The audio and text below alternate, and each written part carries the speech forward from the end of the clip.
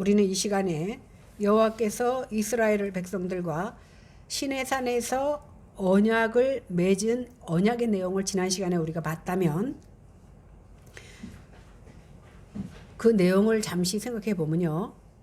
너희가 열국 중에서 내 소유가 되겠고 너희가 내게 대하여 제사장 나라가 되며 거룩한 백성이 되리라고 하는 언약을 하나님과 이스라엘 백성이 맺습니다.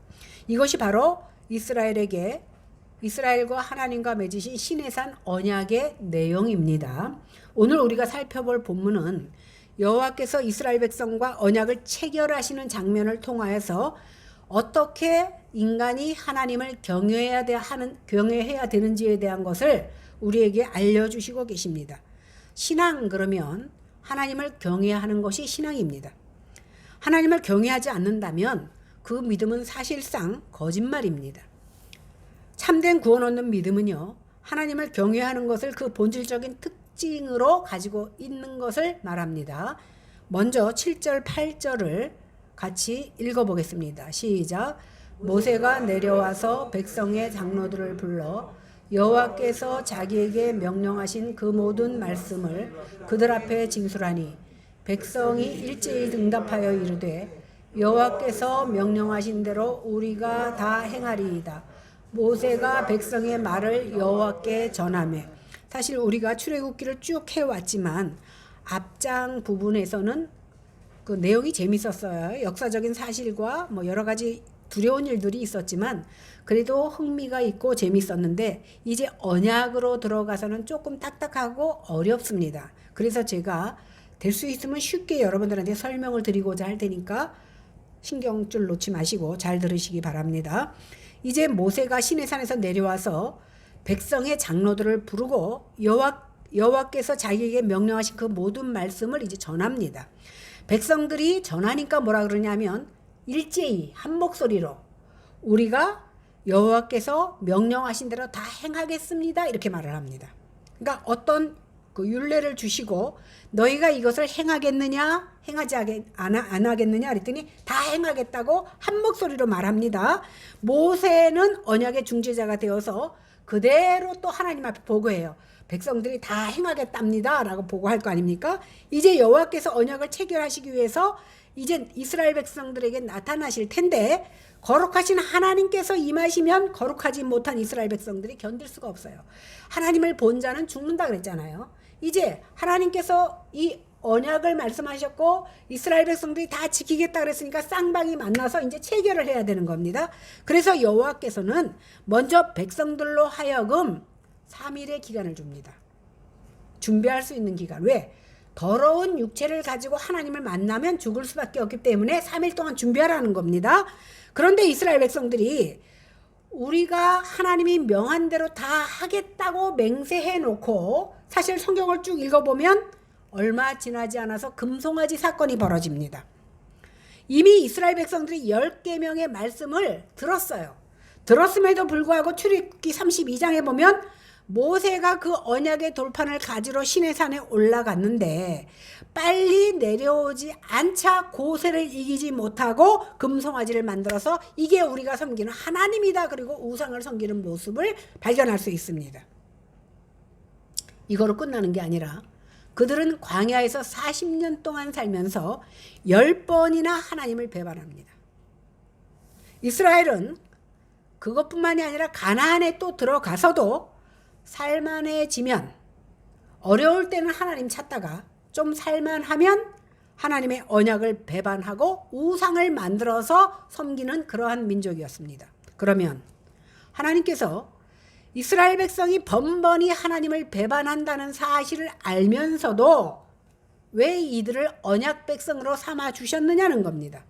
신명기 7장 7절에서 8절에 보니까 여호와께서 너희를 기뻐하고 너희를 택하심은, 잘 들으세요, 너희가 다른 민족보다 수요가 많기 때문이 아니니라. 너희는 오히려 모든 민족 중에 가장 적으니라. 여호와께서 다만 너희를 사랑하심으로 말미암아 또는 너희의 조상들에게 하신 맹세를 지키려 하심으로 말미암아 자기의 권능의 손으로 너희를 인도하여 내시되 너희를 그 종 되었던 집에서 애굽 왕 바로의 손에서 속량하셨느니 이렇게 말합니다. 이스라엘은요, 우리나라 강원도 땅덩어리만한 조그만 나라예요. 그런데도 거기서 옛날 이스라엘이 다시 가나안 족속을 물리치고 들어갔던 그 가나안 족 원주민도 살고 있고 이스라엘 민족도 그래서 가나지구에서 계속 전쟁이 일어나잖아요. 그렇죠? 그 조그만 땅덩어리에서. 그런데 오늘 하나님께서 신명기에 뭐라고 말씀하십니까? 너희가 다른 나라보다 크기 때문에 너희를 선택한 것이 아니라 오히려 작지만 내가 너희를 선택했다 이렇게 말합니다. 모든 민족 중에서 가장 적지만 너희를 선택하신 이유는 뭐냐면 내가 너희를 사랑하고 너희 조상들과 한 약속 때문에 너희를 선택했다라고 말씀하고 있는 겁니다. 그러므로 여호와께서 이스라엘을 선택하는 것은 이스라엘이 딴 사람보다 잘나서가 아니라 오직 하나님의 은혜로 이스라엘을 선택했다라는 사실입니다. 예수님께서 우리를 선택하신 거나 아니면 12명의 제자를 선택하신 것도 똑같은 맥락입니다. 예수님의 12제자의 면면을 보면 그 당시에 잘나고 똑똑하고 많이 배운 사람 하나도 없었습니다. 예수님의 제자들 뿐만이 아니라 사사시대의 사사들을 세울 때도 보면 사람들한테 오히려 손가락질 당하고 업신여김을 당했던 사람들을 하나님은 세우셨습니다. 왜 하필이면 많이 배우고 똑똑하고 잘난 사람을 세우면 좋을 텐데 못나고 업신여김 받고 손가락질 받는 사람을 하나님께서 세우셨느냐는 겁니다. 하나님께서는 세상 사람들이 보는 눈과 하나님이 보는 눈이 달라요. 세상 사람들이 볼 때는 잘나고 똑똑하고 돈 많고 명예 있는 사람을 택하지만 하나님이 보실 때는 부족하고 연약하고 죄 가운데 살았지만 그러나 돌이켜서 하나님을 사랑하는 자를 하나님 앞에 사랑받을 만한 사람을 일꾼으로 삼으신다는 사실입니다. 예수님의 제자들의 12명이 이제 너희들이 나를 배반할 것이다 말하니까 다 한결같이 뭐라 그랬어요? 절대로 배반 안 합니다. 더군다나 수제자 베드로는 뭐라고 얘기합니까? 내가 죽을지언정 예수님은 배반하지 않겠습니다라고 말합니다. 그런데 어떻게 됐습니까? 그러나 너희들이 다 나를 배반하고 떠날 것이다 예수님이 말씀했어요. 다 정말 떠났어요. 그럼 그나마도 양심이 있던 수제자는 법정으로 몰래 기어 들어갑니다. 그리고 거기에 그 어떤 하인이 당신도 예수님의 제자 아닙니까? 뭐라 그럽니까? 오히려 예수님을 저주하고 배반하고 돌아섭니다. 돌아섰는데 닭이 3번 울어. 닭이 우는 소리를 듣자 예수님께서 제자 베드로에게 뭐라고 말했습니까? 닭이 울기 전에 네가 나를 부인하리라는 그 말씀이 생각이 나서 혼자서 슬퍼하며 웁니다. 그런데 이런 베드로도 너 나 3번씩이나 그것도 저주까지 하면서 나를 배반했어라고 내치지 아니하시고 다시금 받아들이셔서 왜? 하나님의 사랑과 언약 때문에 그를 하나님의 종으로 삼으신다는 사실입니다. 지금 출애굽에 나오는 구약시대 사람들은 이 은혜를 알지 못합니다. 그러다 보니까 다 지킬 수 있을 거라고 생각해요. 그래서 우리가 다 지킬 수 있습니다라고 약속합니다. 이것이 그들의 착각입니다. 그래서 인간의 연약함을 아시는 하나님께서는 이런 그들에게 자신의 강림을 맞이하기 위해서 3일을 준비시키는 겁니다. 10절에서 12절 보겠습니다. 시작. 여호와께서 모세에게 이르시되 너는 백성에게로 가서 오늘과 내일 그들을 성결케 하며 그들에게 옷을 빨게 하고 준비하게 하여 셋째 날을 기다리게 하라. 이는 셋째 날에 나 여호와가 온 백성의 목전에서 시내산에 강림하실 것임이니 너는 백성을 위하여 주위의 경계를 정하고 이르기를 너희는 삼가 산에 오르거나 그 경계를 침범하지 말지니 산을 침범하는 자는 반드시 죽임을 당할 것이라. 여호와께서 이스라엘 백성들로 하여금 자신들을 성결케 하고 옷을 빨고 예비하여 3일을 기다리라고 하십니다. 사실 신약시대에는 옷을 빨고 깨끗하게 입고 왔다고 하나님이 너 깨끗하다 이렇게 말하지 않아요. 옷은 비록 더럽게 입고 있다 할지라도 우리의 심령을 깨끗이 해야 되는 것이 신약시대의 모습입니다. 그런데 우리가 알다시피 구약은 신약시대의 그림자요 모형이라고 했어요. 그때는 그냥 보여지는 것으로 야 이게 컵이다라고 보여줍니다. 그러나 신약시대에서는 그 속에 들어있는 것 본질적인 것을 가르쳐 주는 것이 바로 신약 시대라는 거예요. 그래서 우리가 잘 생각하고 들어야 돼요. 그리고 산에다가 경계를 긋습니다. 그 경계를 넘어오는 자는 죽을 것이니 그 경계를 넘어오지 말라고 말씀합니다. 사람이 하나님께 가까이 가지 못한 것은 언제부터 시작됐냐면 에덴 동산부터 시작됩니다. 맨 처음에 하나님께서 이 에덴 동산을 창설하시고 그 공간에 같이 있었습니다. 하나님의 걸음걸이를 그들이 느낄 수 있었습니다. 그런데 그들이 하나님의 언약을 깨고 선악을 알게 하는 지식나무를 먹은 다음에 어떻게 됩니까? 에덴 동산에서 쫓겨납니다. 쫓겨나니까 하나님께서 어떻게 합니까? 천사들을 통해서 에덴 동산 중간에는 생명나무가 있었어요. 동산에. 그것을 먹으면 생명을 얻어서 영원히 살 수 있어요. 그런데 하나님께서 화엄검을 통하여서 그 생명나무를 따먹지 못하도록 막아둡니다. 왜 그렇습니까? 인간이 죄를 졌어요. 죄를 지은 상태로 생명나무를 먹으면 어떻게 돼요? 죄인으로 영원히 살 수밖에 없어. 하나님의 사랑이 그곳에도 숨어져 있는 겁니다. 에덴 동산 생명나무에 화엄검을 둘러서 그들이 갈 것을 차단해 버립니다. 그래서 인생들이 죄를 지은 모습으로 영원히 살지 않게 하도록 막으셨다라는 겁니다. 하나님께서는 이러한 인생인 이스라엘을 택하시고 강림하신다는 것은 무슨 뜻이냐면, 감히 우리가 어떻게 하나님과 마주대할 수 있습니까? 하나님께서 당신을 스스로 낮춰주셔서 인간과 만나주시겠다라는 겁니다. 그런데 하나님은 어디 오시냐 하면 시내산 꼭대기에 오십니다. 그리고 인간들은 그 밑에서 경계를 쳐놓고 서 있고 모세가 올라가서 하나님을 대면하게 되는 겁니다. 그런데 어떻게 준비하라고 하십니까? 내일 너희들로 성결케 하며 백성들로 자기 옷을 빨고 3일 동안 여인을 가까이, 남자는 여인은 남성을 가까이 하지 말고 자기를 성결하게 하라고 말합니다. 요한계시록 22장 14절에 보니까 그 두루마기를 빠는 자들은 복이 있으니 이는 그들이 생명나무에 나아가며 문들을 통하여 성에 들어갈 권세를 얻으려 함이다, 이렇게 말하고 있습니다. 구약에 나타나는 하나님을 만나기 위해서 어떻게 하라고 그랬어요? 성결해 하고 자기 옷을 빨라, 이렇게 말했죠. 신약에서는 그냥 옷을 빠는 것이 아니라 어린 양의 피로 옷을 빨아야 돼요.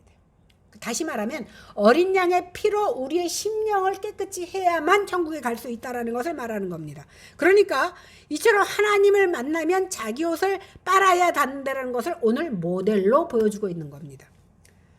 16절부터 25절 좀 긴데 내용을 이해하기 위해서 읽겠습니다. 시작.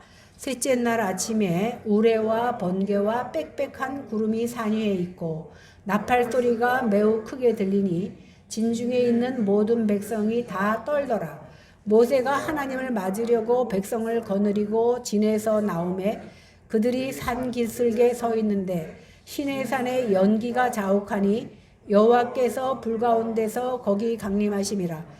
그 연기가 옹기종이 가마 연기같이 떠오르고 온 산이 크게 진동하며 나팔 소리가 점점 커질 때에 모세가 말한즉 하나님이 음성으로 대답하시더라.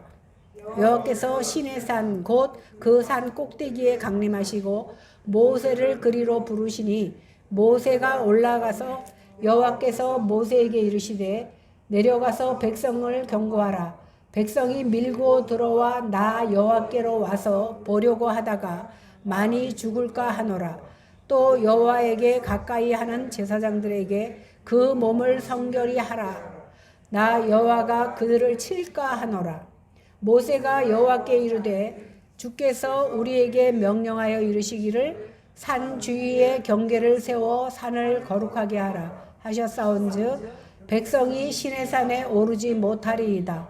여호와께서 그에게 이르시되 가라. 너는 내려가서 아론과 함께 올라오고 제사장들과 백성에게는 경계를 넘어 나 여호와에게로 올라오지 못하게 하라.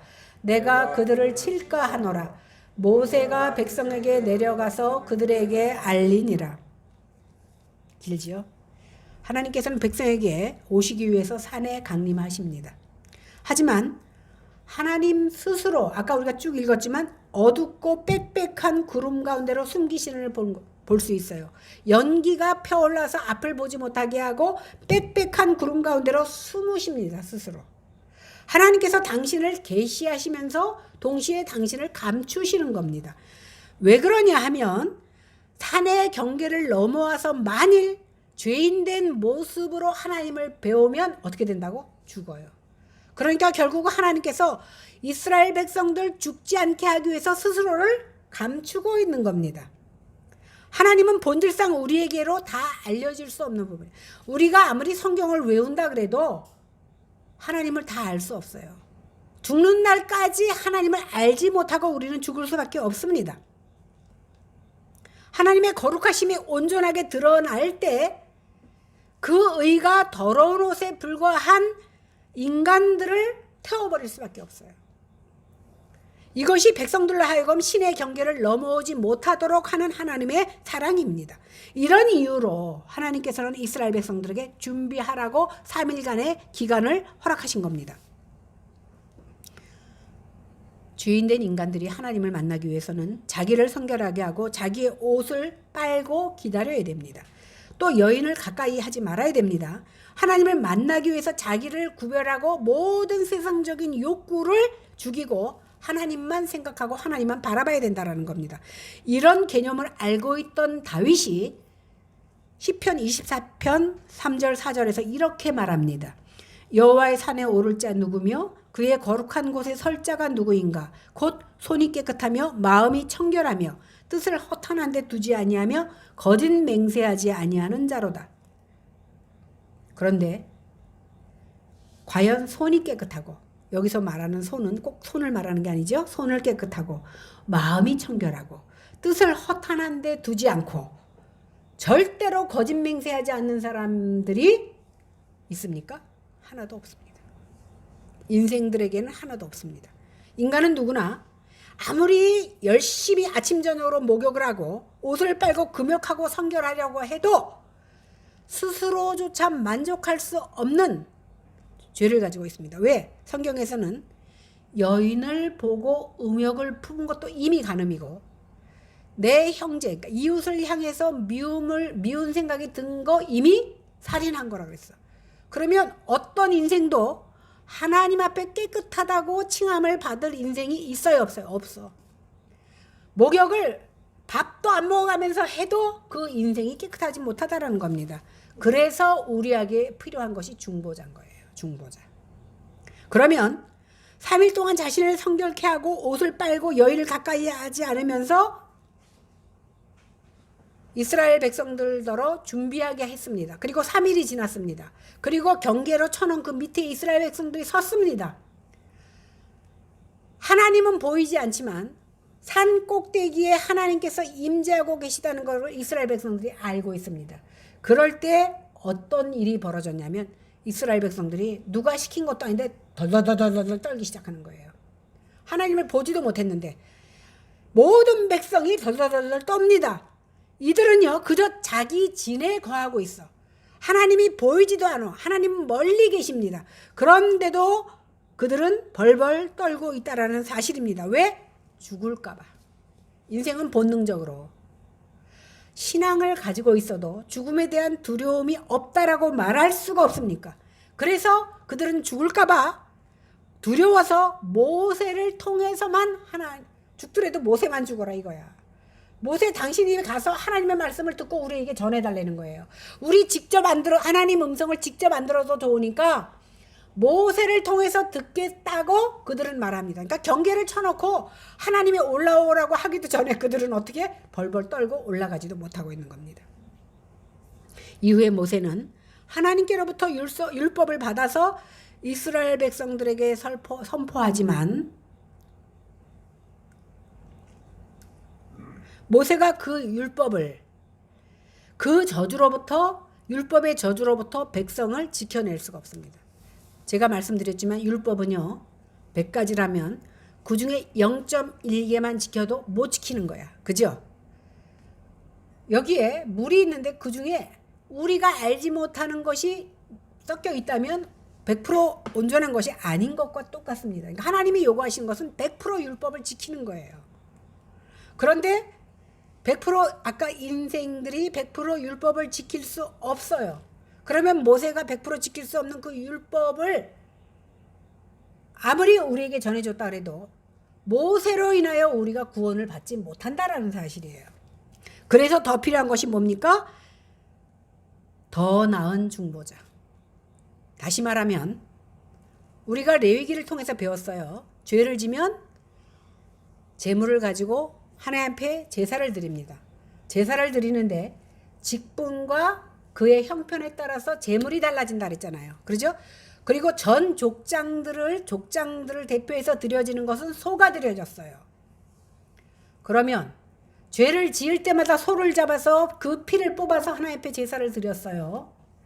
그것은 사실은 너희가 영원토록 이런 제사를 드리라고 준 것이 아니라 아까 말했지만 모형으로 주셨어요.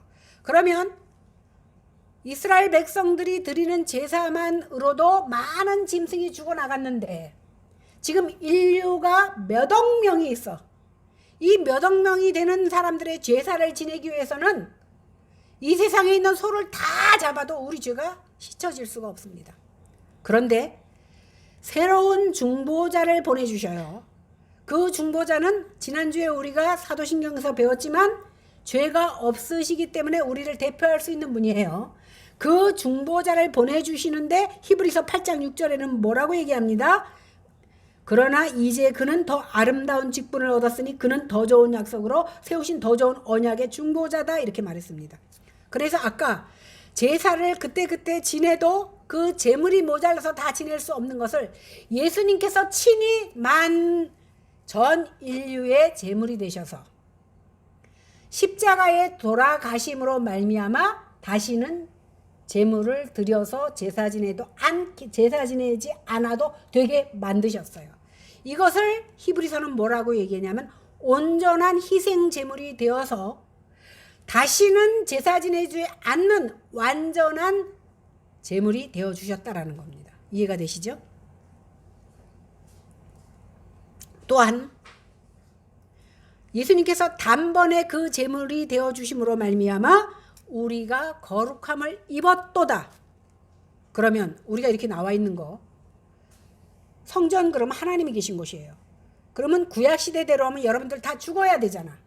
우리 눈에 보이지 않는 하나님이지만 하나님 앞에 나오면 다 죽어야 돼요. 그런데 예수님께서 단번에 제물이 되어 죽으심으로 말미암아 어떻게 됐다고? 우리가 거룩함을 입었어.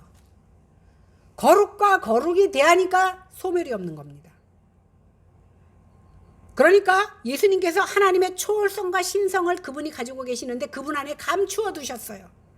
감추어 두시고 사람의 모양으로 오셔서 함께 계심으로 이것을 가능하게 하신 거예요. 왜? 우리 안에 계신 예수 그리스도 때문에. 이해가 되죠? 좀 어려운 말씀인데. 그래서 우리의 빨아도 더러운 의의 의복을 당신의 거룩하신 피로 씻어서 맑게 된 세마포 옷으로 바꿔 입어주신 거예요. 그러니까 우리의 심령의 옷이, 그러니까 겉옷을 얘기하는 게 아니에요. 우리의 심령의 옷이 예수 그리스도의 의로운 피로 씻김을 받았기 때문에 새로운 세마포 옷을 입었기 때문에 이렇게 하나님을 대해도 이렇게 예배를 드려도 우리가 죽지 않을 수 있다는 겁니다. 이렇게 거룩하신 분이 사람의 모습, 곧 종의 모습으로 이 땅에 오셨습니다. 갈라디아서 4장 4절 5절에 보면 때가 참에 하나님이 그 아들을 보내사 여자에게서 나게 하시고 율법 아래 나게 하신 것은 율법 아래 있는 자들을 속량하시고 우리로 하여금 아들의 명분을 얻게 하려 하심이라. 우리 각자 어른들도 되지만 어렸을 때 다 누구네 집에 가요? 아빠 집에 들어가잖아. 그죠? 그런데 아빠 집에서 보초수고 오늘은 안 돼 그러고 막아선 법이 없어요. 그런데 옆집에나 그 이웃집 애들 우리 집보다 옆집이 더 좋다고 나 오늘은 이 집에서 잘래요 그러고 못 들어가. 왜? 아빠가 아니기 때문에. 아빠 집에만 자녀가 들어갈 수 있는 거예요. 그러면 천국에 누가 들어가요? 자녀들만 들어가. 그 자녀들이 누굽니까? 바로 우리예요. 예수 그리스도의 피로 씻음을 받은 우리만이 아버지 천국에 들어갈 수 있게 되는 겁니다. 그런데요, 예수님께서 우리를 아빠 집에 보내주려고 새로운 중보자가 돼서 오셨는데 이스라엘 백성들이 어떻게 했나 봅시다. 예수님이 이 땅에 오셨는데 이스라엘 백성들이 조롱하고 침 뱉고 얼굴을 손으로 치고 십자가에 못 박아서 죽여버렸습니다. 그럼 하나님께서 이러한 백성인 줄 알면서도 오늘 왜 출애굽에서 이러한 경험을 하게 했느냐는 겁니다. 이것은요, 하나님을 믿고 경외하게 하기 위해서 이러한 경험을 하게 한 겁니다. 하나님은 그들이 쉽게 생각하듯이 애굽의 신이나 가나안의 잡신들이나 하나님이나 다 신은 똑같은 신이지라고 믿을 수 있습니다. 생각했던 겁니다. 일본에 가면요, 교회가 별로 없어요. 근데 그 사람들이 믿는 것은 다 신이에요. 이 신도 믿고 저 신도 믿고. 왜? 어떤 신이 날 구해줄지 모르니까 여기다 저기다 다 걸쳐. 그런데 기독교가 딱 오니까 그 사람들이 그런 신들 중에 하나로 예수님을 생각하고 또 교회를 나가. 왜? 평일날은 다른 신 믿으러 갔다가 주일날은 교회 예수신 믿으러 와. 왜? 이 신이 날 도와줄지 예수신이 날 도와줄지 모르니까 여기저기 다니는 거예요. 그거 꽝이에요. 헛된 짓을 하지 마세요. 성경에 보니까 다른 신은 없나니, 그래서 우리가 믿고 있는 우상, 신은 히브리어 원어로 뭐라 그랬죠? 헛것. 없는 건데 인간이 만들어낸 거예요. 인간이 돌을 깎아서 부처를 만들어 놨더니 부처가 신이 돼요? 아니에요. 고목나무가 신이 됩니까? 아니에요. 나는 고목나무가 사람을 구원했다는 말을 들어본 적도 없고 부처가 우리를 천국에 보내줬다는 말도 들어본 적이 없어요. 우리가 보여야만 믿는 것이 아니라 보이지 않는 분이 더 큰 거예요. 여러분, 보이는데 상처나면요 빨간약 바를 수 있어요.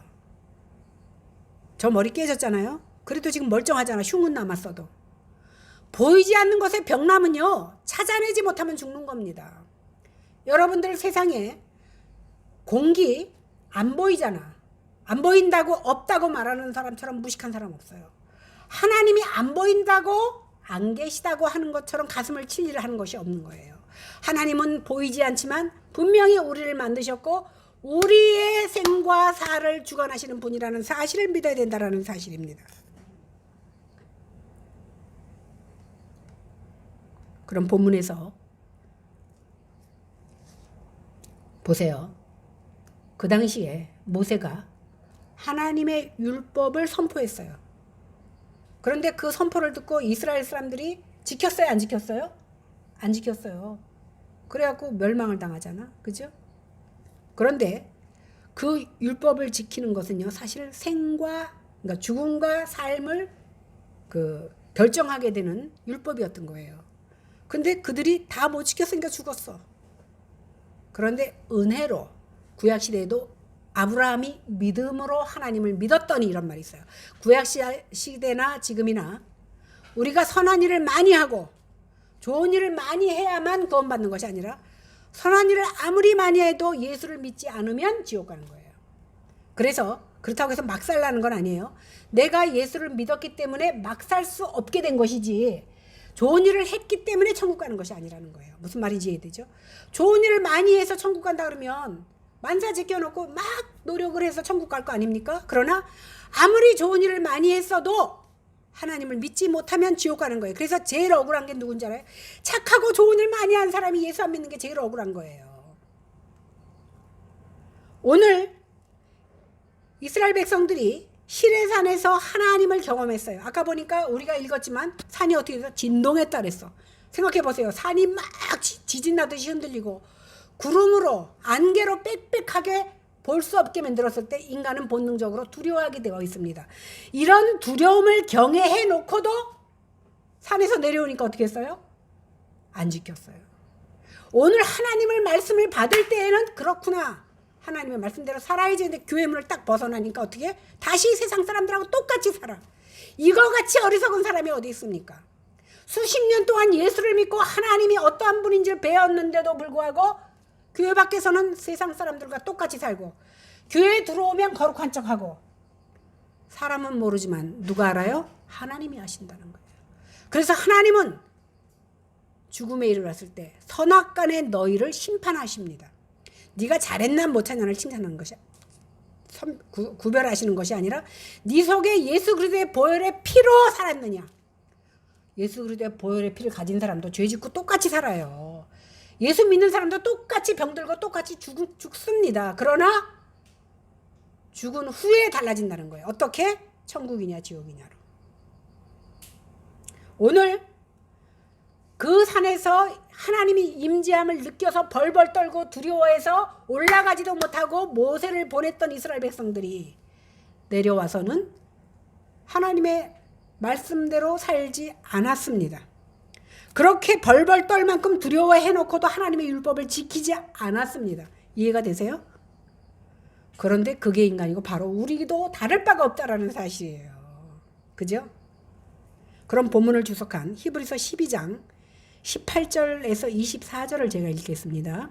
너희는, 그러니까 오늘 우리가 읽은 본문을 오늘 해석한 거예요. 신약에 와서. 너희는 만질 수 있고 불이 붙는 산과 침침함과 흑암과 폭풍과 나팔소리와 말하는 소리가 있는 곳에 이른 것이 아니라 그 소리를 듣는 자들은 더 말씀하지 아니하시기를 구하였으니 이는 짐승이라도 그 산에 들어가면 돌로 침을 당하리라 하신 명령을 그들이 견디지 못함이라. 이 보이는 바가 이렇듯 무섭기로 모세도 이르되 내가 심히 두렵고 떨린다 하였느니라. 그러나 너희가 이른 곳은 시온산과 살아계신 하나님의 도성인 하늘의 예루살렘과 천만 천사와 하늘에 기록된 장자들의 모임과 교회의 만민의 심판자이신 하나님과 및 온전하게 된 의인의 영들과 새 언약의 중보자이신 예수와 및 아벨의 피보다 더 나은 것을 말하는 뿌린 피니라. 말이 어렵죠. 히브리서 기자는요, 오늘 본문에서 시내산과 시온산을 구별하고 있습니다. 시온산은 예루살렘에 있는 시온산이에요. 이 두 산은요, 무엇을 상징하냐면 시내산은 율법을 상징하고 시온산은 복음을 상징합니다. 율법대로라면 우리는 여기 나와 앉아있으면 안 되고 제물을 갖고 와서 두려운 마음을 가지고 피를 흘려서 제사 지내야 돼요. 근데 시온산 백성들은 어떻게? 제사 안 지내고 예배 드립니다. 출애굽기 본문에 기초한 것으로서 이 말씀은 이스라엘 백성들은 만질 수 있는 산, 그리고 불 붙는 산, 빽빽한 구름, 흑암, 그리고 폭풍과 나팔 소리를 경험했습니다. 그죠? 직접 듣고 경험하고 벌벌 떨었잖아요. 그들은 무서워서 자기들 누구라도 산의 경계를 침범하면 죽을까봐 모세 혼자 올려보냈고 우리한테 말씀 안 하셔도 된다 그랬어. 하나님이. 왜? 그만큼 죽음이 두려웠기 때문에. 그런데요, 그들은 이런 죽음을 명령하시는 어미로우신 하나님 앞에 두려워서 견딜 수가 없었습니다. 오죽하면 모세도, 아까 우리가 읽었죠? 모세도 뭐라 그랬어요? 나중에 두렵고 떨렸다 그랬어요. 모세도 사람이기 때문에 혼자 하나님 앞에 나갈 때 사명을 가지고 나갔지만 어쩌면 나는 이것이 마지막일지도 모른다는 생각을 가지고 안 가겠습니까? 그래서 그가 나중에 말하기를 나도 두렵고 떨렸다라고 고백하고 있는 겁니다. 이게 시내산이에요. 이게 시내산 율법입니다. 그런데 이제 그리스도를 믿어서, 예수를 믿어서 그리스도인들이 가는 산은 시온산이라 했죠. 그 무서운 시내산이 아니라 무슨 산? 시온산. 시온산에 이른 자들입니다. 그곳은 살아계신 하나님의 도성인 하늘의 예루살렘입니다. 다시 말해서 천국 백성 되었다라는 거예요, 우리가. 그리고 천군 전사들이 있는 곳이고 하늘에 기록한 장자들의 총회, 즉 이 땅에 살다가 신자로 있었던 자들이 가는 곳, 그것을 보장받은 사람들이 바로 우리라는 겁니다. 신에 사는 율법이요. 그러니까 율법을 다 지킬 수 없기 때문에 하나님 예수 믿으면 하나님 백성 삼아주신다는 이런 율법을 우리에게 허락하신 겁니다.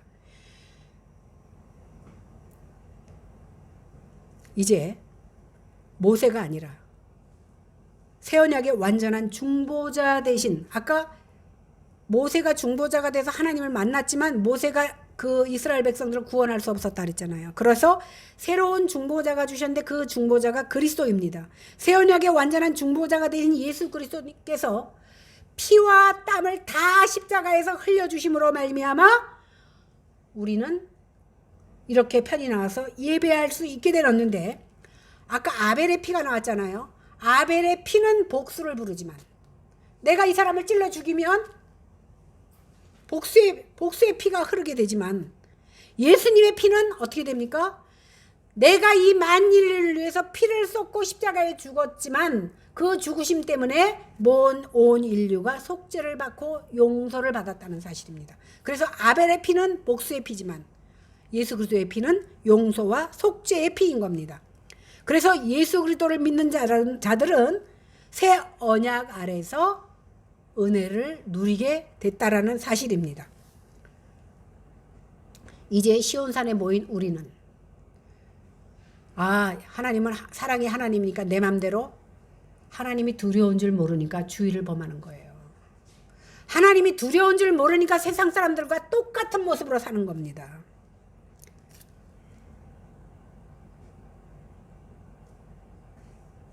우리도 역시 죄의 포로, 죄를 짓고 살 수밖에 없는 연약하고 불쌍한 인생들임은 분명합니다. 우리는요, 죽음을 두려워하고 죽는 줄 알면서도 죽음의 길로 갈 수밖에 없는 인생들입니다. 그러나 주님께서 새 언약의 중보가 되어서 우리에게 이루어 주신 것은 십자가에서 어쩔 수 없는 죄인을 대신해서 제물 되어 주시고 새 언약 중보자로 완전한 대제사장이 되어 주셔서 하나님과 죄인 사이를 연결시켜주는 역할을 예수님께서 해주셨다라는 것입니다. 그래서 우리는 우리 죄 때문에 대신해서 죽은 예수 그리스도를 믿어야 되는 겁니다. 예수 그리스도께서 죽으심으로 우리가 살아났고 예수 그리스도로 형벌을 받음으로써 우리는 죄사함을 받았다라는 겁니다. 그러니까 우리가 막 누구 거 훔치고 나쁜 마음 먹고 이런 그런 죄를 사함 받은 게 아니라 우리의 원죄를 용서함 받았어요. 원죄가 사함을 받은 자만이 천국 백성 될 수 있는 거예요. 그것이 바로 하나님의 택한 백성입니다. 히브리서 기자는 우리가 말하고자 하는 것이 바로 이건데 이렇게 결론냅니다. 그러므로 우리가 진동치 못할 나라를 받았은즉, 아까 신의 산은 막 진동했다 그랬죠? 진동치 못할 나라를 받았은즉 은혜를 받자. 이로 말미암아 경건함과 두려움으로 하나님을 기쁘게 섬길지니 우리 하나님은 소멸하는 불이심이니라. 아까 하나님은 만나면 우리를 불로 우리를 태워 죽인다 그랬잖아요. 그 일이 진짜 레위기서 10장에 보면 나오잖아. 그죠? 하나님이 정하신 불로 불 붙이지 않은 그들은 그 자리에서 즉사했던 사건을 우리는 봅니다. 이것은 뭐냐 하면 아까 구약은 그림자요 지금은 실체라 그랬어요. 하나님을 거역하는 자를 죽였다라는 것은 지금 우리가 죽지 않고 있는데요, 우리의 영혼이 죽는다는 사실입니다. 우리의 육체는 여전히 믿지 않는 자와 똑같이 생활하고 살아있는 모습으로 산다고 해서 우리가 살았다고 말하면 안 돼요. 왜?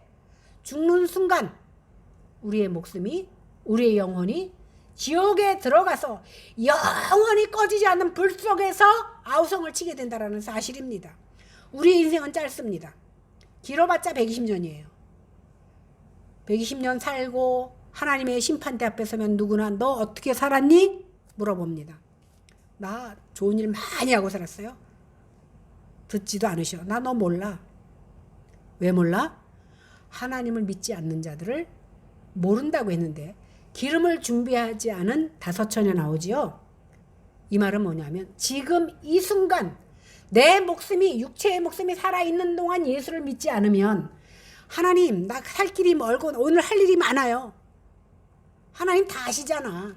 그리고 나와야 될 주일날 지멋대로 하고 살았어. 그런데 갑자기 죽음이 다가왔네. 개인의 종말이든 세상의 종말이든 다가왔어요. 그런데 하늘나라 보초병이 기름이 준비된 사람만 들여보내. 세상 일 바빠서 내일 하느라고 기름이 준비 안 됐어. 빨리 가서 기름 사갖고 올게요. 사갖고 왔더니 어떻게 돼? 문이 닫혔어. 천국 문은 열면 닫을 자가 없고 닫으면 열 자가 없어요.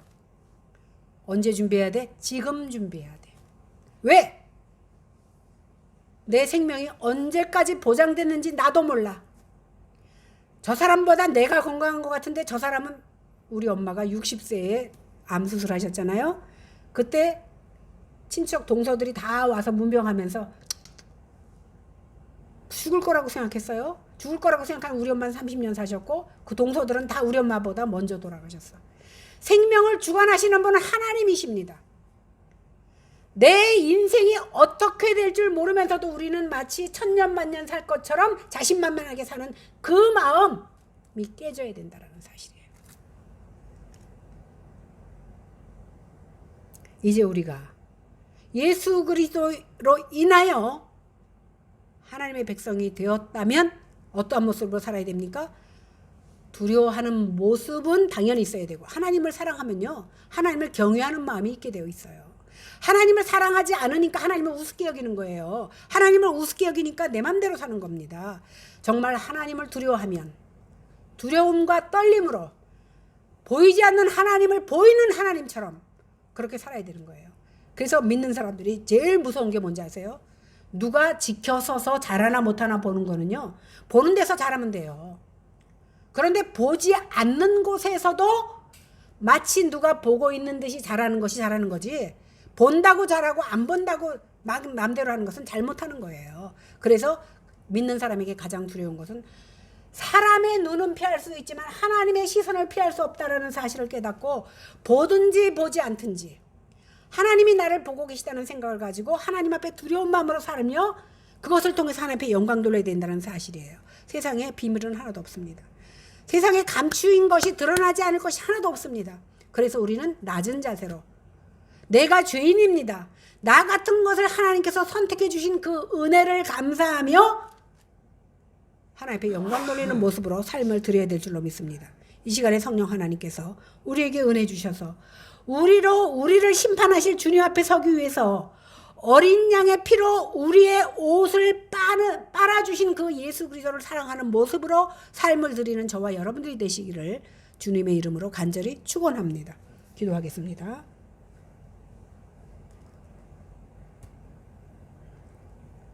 아버지 하나님, 고맙습니다.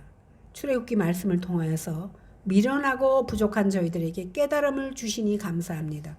그 당시 모세 시대에도 모세의 언약을 듣고 우리가 다 지키겠습니다 말해놓고 지키지 못한 그들이 하나님의 형벌을 받았던 것처럼, 이제 우리는 하나님의 말씀을 직접 대하고 직접 만나서 예배드림에도 불구하고 그 명령을 지키지 못했을 때에 우리 역시 하나님의 심판대 앞에서 정말 할 말이 없는 존재로 남을 수밖에 없다는 사실을 생각하며, 지금 이 순간이 우리 하나님께서 나에게 주신 마지막 시간이라고 생각하며 주님을 영접하고 주님을 사랑하는 마음을 허락하여 주셔서 이제 세상과 타협하지 아니하고, 우리의 마음은 세상을 향해 있지만 그 마음이 하나님께로 돌이키는 귀한 모습이 우리에게 있게 하여 주시옵소서. 감사드리며 예수님 이름으로 간절히 기도하옵나이다. 아멘.